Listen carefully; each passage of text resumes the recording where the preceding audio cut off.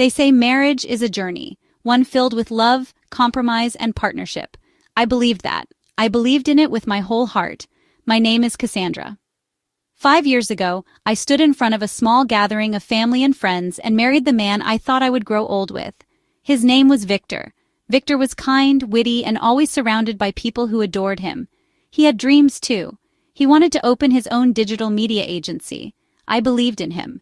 And when after our marriage he asked me to support him for a little while so he could get things going, I said yes without hesitation. I had just landed a job at a finance firm. The hours were long, but the pay was good, and I thought, we're a team now. That's what marriage is, right? The first few months were good. Victor would cook and clean sometimes. After I would come home from work, we would binge-watch late-night TV shows together. He would tell me about his business ideas. Some sounded exciting, some unrealistic, but I listened. I wanted him to feel heard. A year passed, then another. He still hadn't started anything. He'd sit at home all day, gaming, watching TV, texting his friends. I'd come home tired and the house would be a mess. No laundry done, no groceries. Often I'd find him in the same clothes he slept in. And still, I held on. I kept telling myself, it's just a rough patch. But rough patches don't last 5 years. Do they? I remember realizing for the first time, after 2 years of our marriage, how much of a pushover I had become. I came home very late one day, hungry and drained. I had called him earlier to ask if he could make some dinner. He said, "Of course." I walked in to find him gaming with his headphones on, laughing with some stranger online. The kitchen was untouched. The stove was dusty. "Victor?" I called. He looked back, paused the game, and sighed. "Oh, shoot, I forgot." I stood there, briefcase in hand, staring. "It's fine," I said. I microwaved some instant noodles and ate in silence while he resumed his game. I cried that night in the room with the fan on so he wouldn't hear. It wasn't about the food, it was about the effort, the lack of it. I started noticing things. His business plan was a Pinterest board with motivational quotes. He bought expensive headphones with my credit card and said it was for Zoom calls. His friends came over the weekends regularly, lazy afternoons filled with drinks, loud laughter, and jokes that made me feel like a ghost in my own house. Sometimes he'd make fun of my job. "You corporate slaves have no life," he said once, chuckling, after I declined a weekend trip with his friends because of a deadline. I started shrinking. It's strange how someone can chip away at you so subtly you don't even realize you're disappearing. Year 3 was the beginning of resentment. My body felt it before my mind did. My back constantly ached. I lost weight. I stopped laughing at my favorite shows. My therapist later told me that's a sign of silent depression. But back then, I blamed work. I'd wake up, make breakfast, do some cleaning, then rush to my office only to come back to laundry piles and bro nights with pizza boxes and PS5 remotes. We had become just 2 people sharing a roof, except me taking care of the entire house and his expenses with my hard-earned money. Even this house was not his own. It was a rental with my name on the lease. I was responsible for paying the rent, all the utility bills, and all other expenses. One day, I begged him to get a part-time job, even something remote. "You want me to flip burgers?" he snapped. "Is that what you think of me?" I was shocked. "No, Victor, I just want help. I'm drowning here." He stood up, knocking over a glass.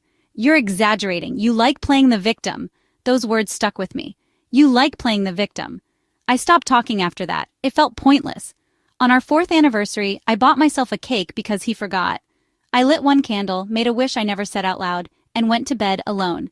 He came home at 2 a.m., smelling like whiskey and perfume. One Sunday, he invited his friends over again. 5 of them, loud and obnoxious, playing loud music. I had just finished an exhausting project that earned our firm a major client. I wanted to celebrate, just the 2 of us as a family. Instead, I spent the day serving snacks to his freeloading friends. At one point, I came into the living room to ask him to turn the music down. He was laughing with his friends. When he saw me coming, he said loudly, "There she is, my maid lady. She works so hard that she forgets to smile at me." They all laughed. Then one of them said, "Damn, bro, you really scored. She's like a working ATM with a built-in maid service." Everyone laughed again, including Victor. I stood there, numb, frozen. He didn't defend me, didn't stop them, didn't even look at me. I walked to the bedroom, closed the door, and locked it. So that's why he married me. It took me too long to realize it. That night I didn't cry. I opened my laptop instead and Googled, "How to leave a toxic marriage safely." Leaving wasn't easy. You don't just pack a bag and disappear, especially when someone has emotionally trained you to believe you're nothing without them. But I made a plan. First, I opened a new bank account in my name, quietly moved all of my savings there, canceled the joint card. Then I contacted a lawyer through a friend from work. We met twice a week during lunch hours. I rented a small apartment in a nearby suburb and stocked it with essentials. Then came the hardest part, telling him. I waited until a Thursday. He was home as usual, scrolling on his phone. "I'm moving out," I said. He laughed.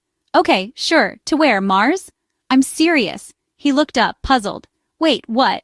"I've signed the divorce papers, Victor. You'll be served next week. And yes, the house lease is over next month, so feel free to do what you want about finding a new place or signing a new lease here." His laughter stopped. "You're joking." "I'm not." He stood up. "Wait, what the hell are you talking about?" "I have had enough. I'm leaving. I am tired of this toxic relationship. I suffer day and night, but you never care.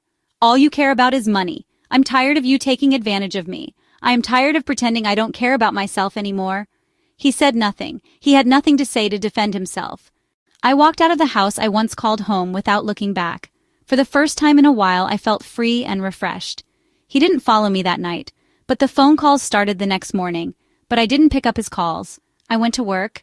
I ate alone. I danced to music in my socks. I learned to sleep without checking if he was coming home. A month passed, then 2. I went back to writing poetry and short stories, something I hadn't done in years.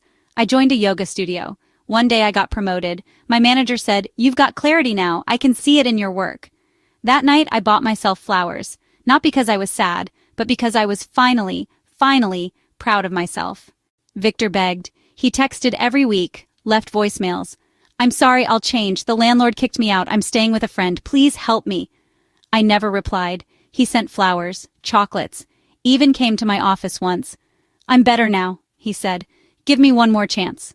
I looked him in the eyes and said, "I don't need you. I never needed you, actually." He walked away. I blocked his phone number. I closed that chapter. Now I live on my own terms. I travel with friends. I laugh. I eat alone without feeling lonely. I visit my parents and siblings more often now. I'm not bitter. I'm free. And last month I bumped into one of his friends at a bookstore. "You've changed," he said. "You look lighter." "I am," I smiled. "Toxic people weigh a lot." Later that week, Victor emailed me. One last message. "I hope you're happy." I didn't reply. But in my heart I whispered back, "I am. I finally am."